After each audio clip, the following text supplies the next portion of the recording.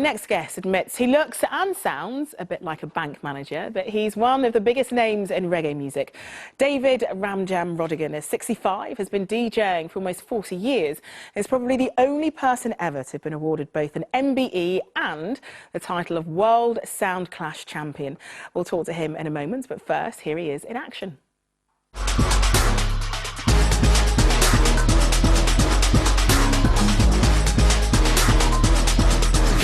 Children rising for the truth, for the real, for the cause. When you step, better bring that law. You know, say check where you take and fall. Well, David, a very big welcome to the show. It's such a pleasure to have you on. You began your career as a DJ, as I said, sort of 40 years ago in London. Did you ever feel it would have this kind of longevity? Never, ever, ever. I never thought it would be what it has become. It's been a phenomenal journey. I mean, we can take a look now at some footage of you doing a 2008 UK Cup clash at Stratford Rex. I mean, what is it like, sort of seeing yourself in action on stage like that? Well, it's a bit mad, isn't it? I mean, somebody said in the theatre and film world, you should never watch the rushes. Yeah. You just crack on and do it, but it's incredibly exciting doing Sound Clash. It's a musical chess game, and the Jamaicans take it very, very seriously, but there's also a lot of fun involved as well.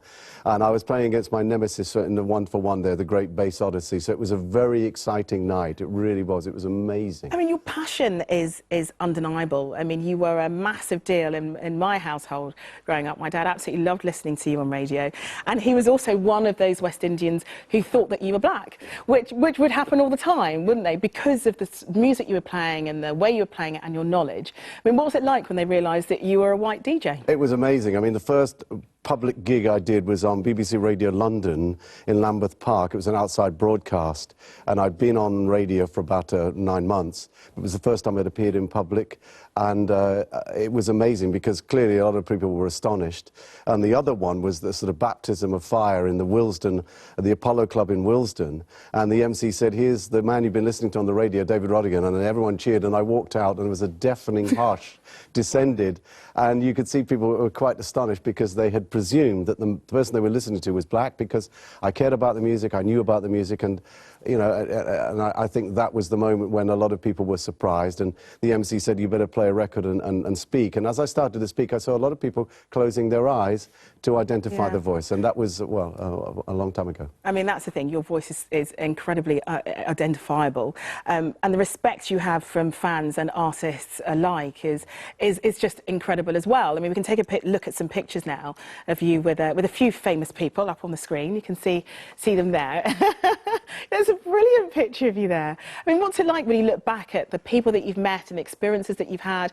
Because you also bumped into the likes of Bob Marley outside a pub on the King's Road and then brought him onto your show. Yes, I mean, I've been very lucky. I'm a fan, and like all fans, when you have the opportunity to meet your heroes, it's wonderful. And as a broadcaster, I've been able to do that. So meeting Lee Perry, meeting Bonnie Whaler, meeting Bob Marley. Literally, I saw one of his first gigs in London, and I saw him at a shop doorway afterwards waiting for a car to pick him up, and managed to persuade him a few years later to come on my radio show, which he did. Yeah. So it's been an incredible journey, both in Jamaica and here in the UK, working on stage shows, introducing artists and interviewing them as well. And do you still have that same passion and the same love for the genre as you did 40 years ago? It'll never leave me. It's been with me all my life. I was 14 when I heard the music of Jamaica.